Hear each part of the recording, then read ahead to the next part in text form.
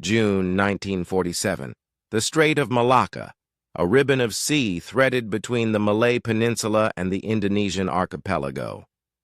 The night was humid, the air heavy with the smell of diesel and decomposing seaweed. On board the small American merchant vessel SS Silver Star, reported by several contemporary wireless logs, Chief Radio Operator Thomas "Tom" Kendrick sat hunched over a battered Marconi set, the soot-darkened receiver clicking like a metronome.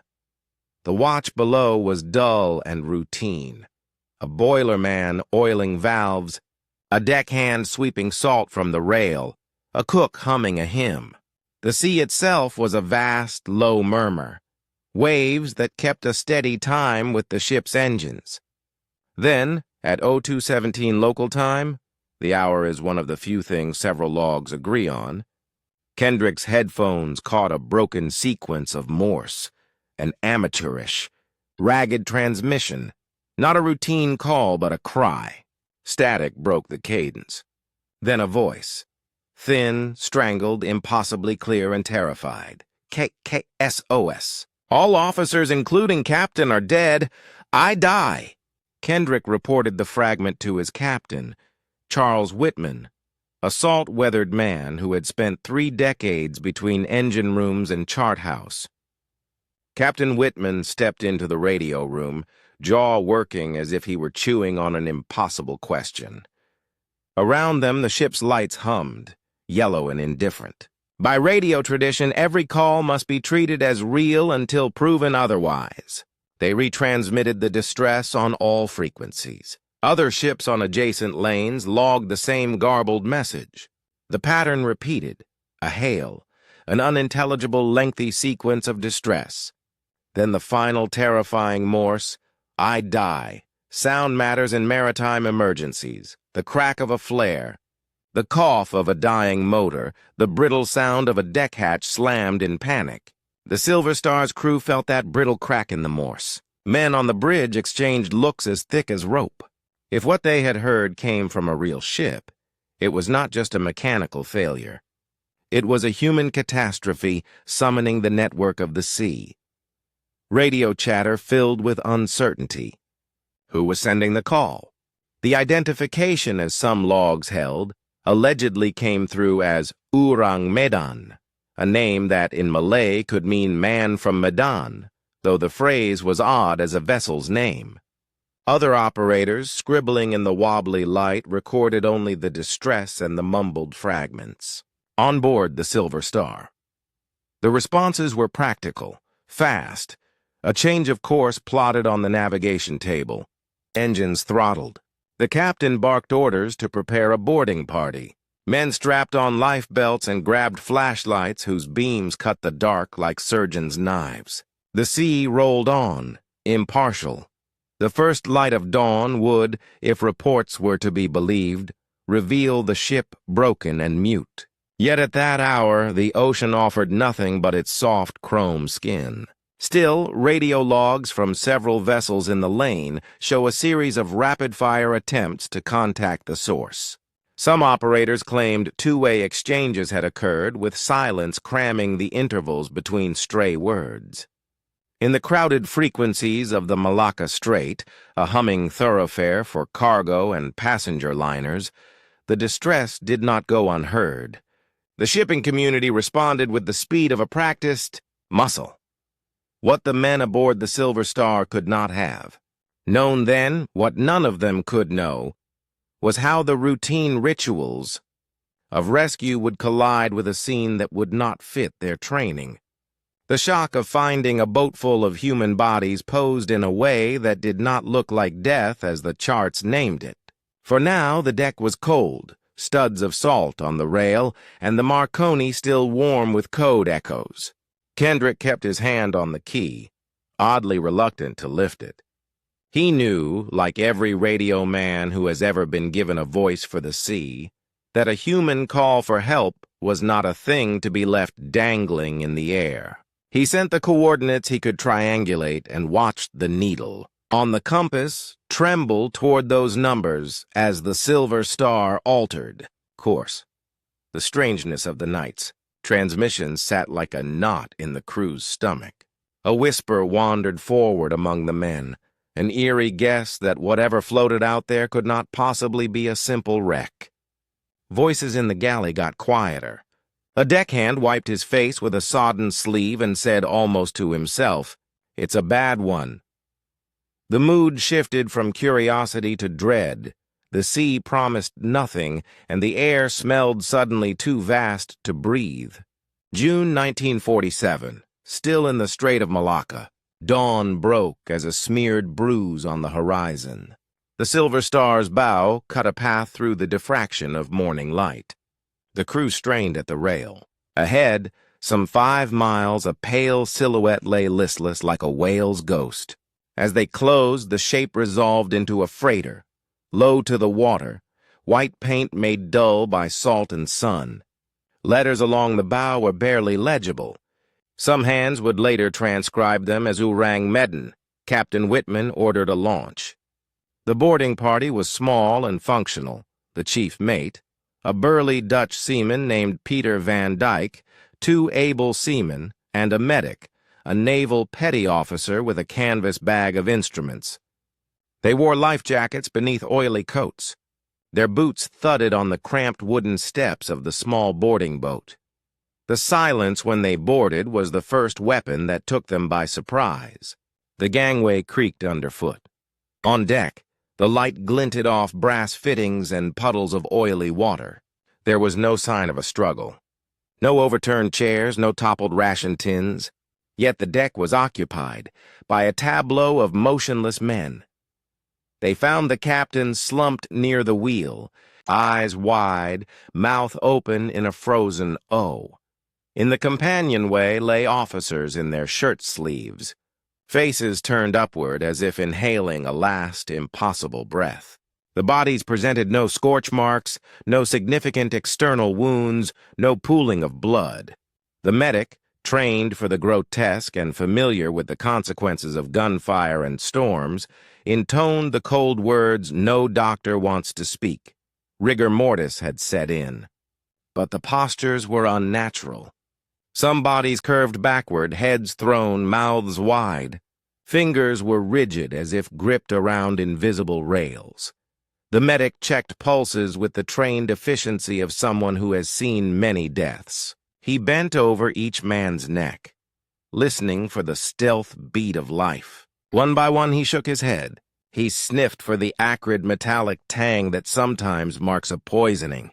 There was, he recorded, a peculiar smell, a sweet chemical note layered over the staler odor of bilge and salt. The phrase sickly sweet would be used later by several crew members.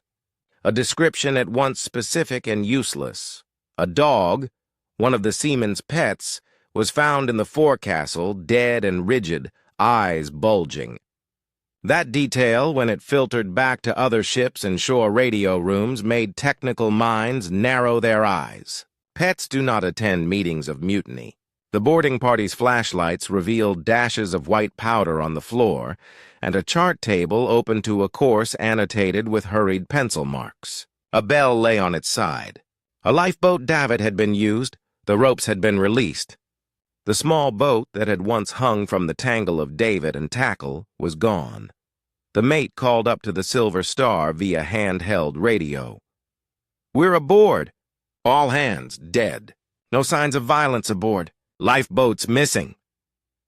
The voice that broadcasted that sentence sounded thin across the waves, like a voice leaving the body.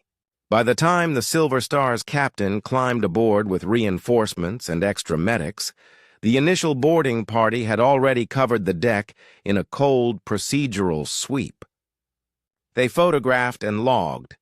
They propped faces with cushions to examine eyes for hemorrhaging. Some of the dead's eyes showed capillary ruptures. Others did not. There was no consistent pattern. If the boarding party expected to find some tidy explanation, a skiff that took a king-size crew, a smuggled gang, survivors holed up in the hold, they found instead absence shaped into a formal arrangement. No clothes were thrown in haste. No valuables were missing. The captain's log lay open on the chart table to an entry that trailed away into smudged letters. One man reported seeing a final Morse line in the log. "All officers. I die." But the ink had bled, and the charred edge of paper told of salt and damp, not of flame. The cargo holds, when pried open, revealed stores intact. Waterlogged crates smelled of sea and resin. There was no sign of explosion damage from within. Yet the men were dead. The Silver Star's chief engineer, a weathered man whose name the record keeps as simply E. Morgan, knelt and listened at an air vent. He reported a faint hissing from a bilge compartment, like the sigh of a sleeping animal. And against that, an almost floral sweetness, a scent that clung to the throat, as the boarders carried the dead carefully back to the launch and lashed them for return to the Silver Star, a grim and humiliating task. They talked in low voices that tried to explain the unexplainable. "Gas," one said. "Toxic cargo," murmured another. The medic protested that the pattern of death, eyes staring wide, mouths gaped, dog dead as well, did not match carbon monoxide or simple asphyxiation. That observation would be important. On the return trip across the oily water, the launch's men kept glancing at the listless ship behind them, as though it were a living animal that they had left to die.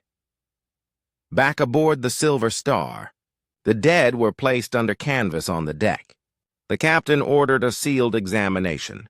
The foreignness of the scene had to be preserved for authorities. The Maltese flag dangled limply at the stern as if waiting to be explained. Meanwhile, radio calls had gone out to Port Swettenham, to British consulates, and to the maritime boards in Singapore. The strangest detail, that no contemporaneous official shipping register could later confirm the vessel's ownership, would be a future problem. For the moment, men measured the width of silence that followed their return. June 1947. Port Swettenham, now Port Klang, Malaya. The Silver Star limped into harbor with the Ourang Medan, a silent colossus, in tow, or in some versions left dead at sea because the tow never held. Dockside officials assembled, customs officers, naval surgeons, and a representative from the local shipping registry.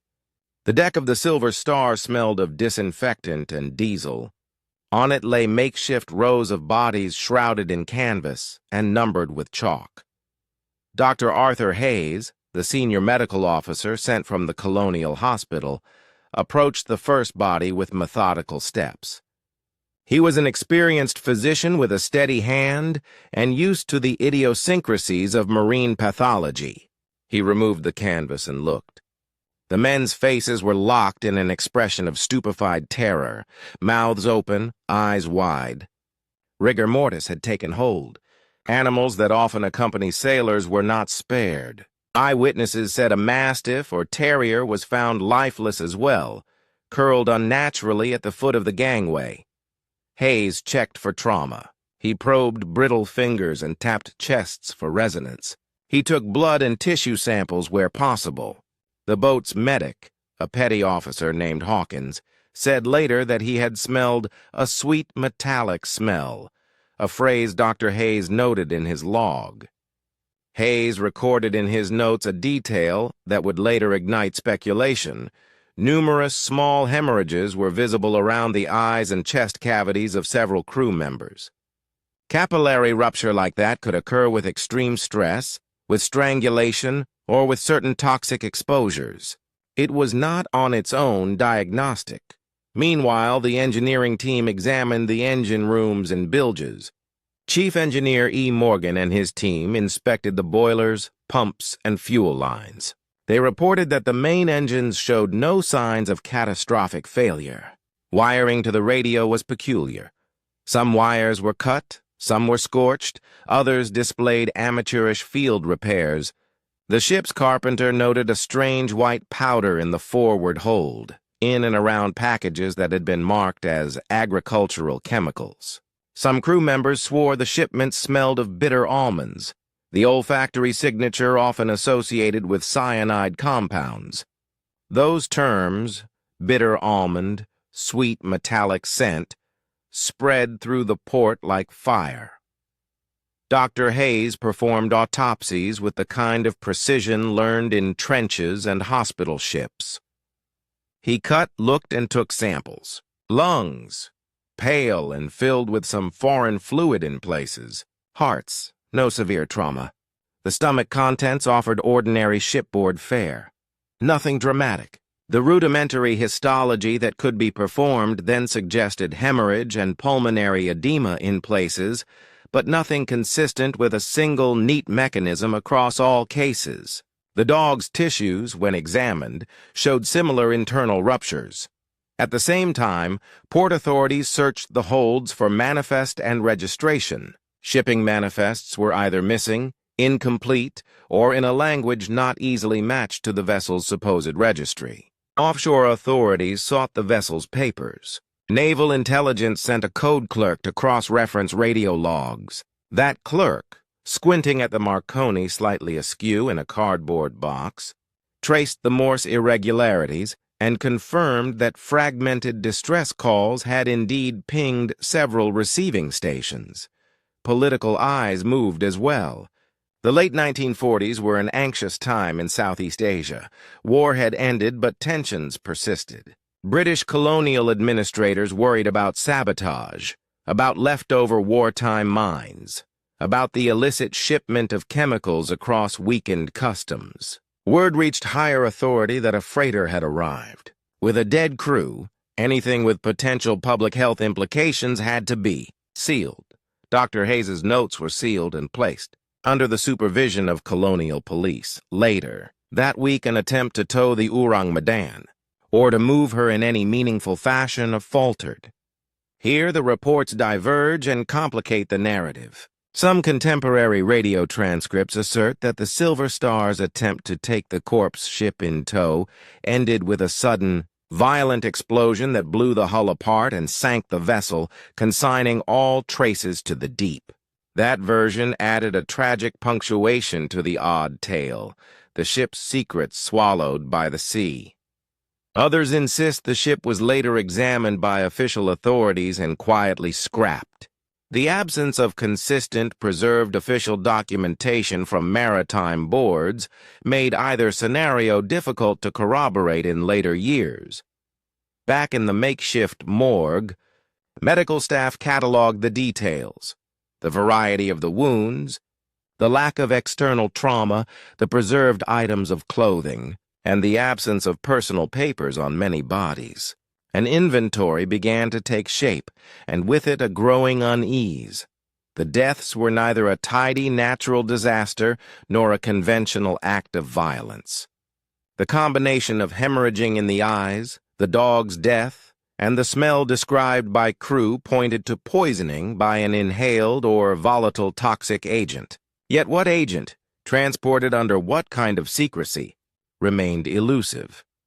In his diary, the radio operator Kendrick, the man who first heard the Morse, wrote with a hand that trembled at times. We heard them call. We went to them, men's faces like statues. It is a night that sits on your bones, an image you cannot forget. That memory would be quoted by many and later used to dramatize the event. But it was also the simple testimony of a man who had watched radio code turn into human tragedy. July 1947, Port Swettenham and beyond. The story of the Ourang Medan, the name now spoken in port bars and in the quiet of naval officers' clubs, became a knot of rumor, medical speculation, and national anxieties. The initial visceral reaction, toxic gas, clandestine cargo, colored early hypotheses, but as investigators dug, layers of uncertainty accumulated like silt in a tidal basin. Some technicians and chemists suggested an accidental release of a chemical cargo, fertilizers, pesticides, or leftover wartime munitions that could off-gas hydrogen cyanide or similar compounds. Hydrogen cyanide is classically associated with a bitter almond odor and causes rapid respiratory failure. It can also produce reddened skin and capillary hemorrhages. If the Ourang Medan had been carrying sodium cyanide or other potent reagents, perhaps mislabeled, perhaps stowed in compromised containers, a slow leak in a confined hold could create a lethal cloud. The dog's death and the crew's collapsed posture fit such a profile. Yet when authorities tested cargo samples later, results were inconclusive. Some samples had been contaminated by seawater and salvage operations. Moreover, the scattered shipping paperwork did not clearly identify a cyanide shipment. Another school of thought embraced the possibility of some electrical incident that led to the creation of lethal gases, such as a combination of battery, acid, and certain chemicals that could generate chlorine gas or other choking agents. The Marconi wiring had been tampered with. The radio wires were cut or scorched, suggesting either an emergency attempt at repair or a desperate measure by crew to stop a spread. But again, the lack of consistent forensic evidence made such a mechanical causation plausible, but not demonstrably proven. Then there are the arcane hypotheses. The Ourang Medan struck a feral mine or unexploded ordnance left in the water, an impact that released a volatile compound or that induced fatal shock to the crew in some way. Witnesses' accounts of small hemorrhages in the eyes could be consistent with blast injuries on a microscale, but there were no external burn patterns typical of such explosions. The ship's own hull bore no scarring consistent with the mine's violent explosive force. Wider contexts bled into the story. Smuggling in the years after the war was rampant. Covert shipments of chemicals, weapons, and contraband were moved through poorly regulated waters. The Ourang Medan, with its unclear registry and missing manifest, fits the profile of a shadow-registered vessel. Could a crew have been exposed to a new experimental chemical, or to a cargo intended for insurgent forces in one of the region's political theaters? Intelligence branches of several governments later admitted to considering such possibilities, but no declassified files provided a smoking gun. Paranormal retellings did not wait. Newspapers and later pulp accounts skewed the narrative toward ghost ship romance. Faces frozen in terror because some supernatural horror had visited the decks. Horror sells headlines. The human mind, when confronted with inexplicable tableau, reaches for metaphor and myth. Sailors' yarns, cocktails in smoky officers' clubs, and sensationalist radio plays fed a fascination that obscured rather than illuminated the sober work of investigation. The final, and perhaps most damning problem in resolving the Ourang Medan's fate was documentary absence. Maritime registries, which ought to contain ownership, tonnage, and voyage papers, were silent or contradictory. Port logs offered conflicting entries about whether the vessel was towed, sank, or was later salvaged. Some official entries cite a loss by explosion. Others make no definitive claim. Subsequent researchers trying to locate primary documentation, manifests, official inquiry transcripts, or shipyard records, have struck the same brick wall of missing or poor records. That archival silence has emboldened conspiracy and fiction alike, yet ambiguity does not equal fabrication. The Ourang Medan story, in its earliest forms, emerged from radio logs and eyewitness testimony. These are not trivial sources. Radio operators documented a distress. Boarders reported dead bodies in a configuration that did not fit simple trauma. A medic recorded a peculiarly sweet odor. Those are not the ingredients of a deliberate hoax, but rather the raw materials of a mystery that resists tidy closure. The legacy of the Ourang Medan is twofold. First, it is a cautionary tale about the limits of maritime investigation when faced with chemical possibilities in a pre-chemical forensics era, a time when detection kits were primitive. Manifests were paper and evidence was lost to salt and tide. Second, it is an archaeological curiosity of narrative.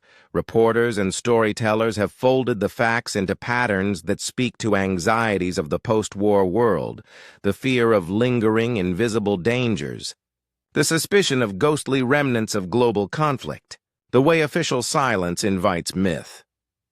Today, as you listen to this account, consider the sea that takes as it gives. Think of the radio operator's key in the dark, the flash of a flashlight over a pallid face, the chalked numbers on a deck. There may be no definitive answer for what happened to the Ourang Medan and her crew. The wreck, if it rests at all, lies in a watery archive refusing to tell. But the human traces, the message, the dead tableau, the dockside panic remain. They are reminders of how thin the membrane is between knowing and not knowing on the great empty highways of the sea.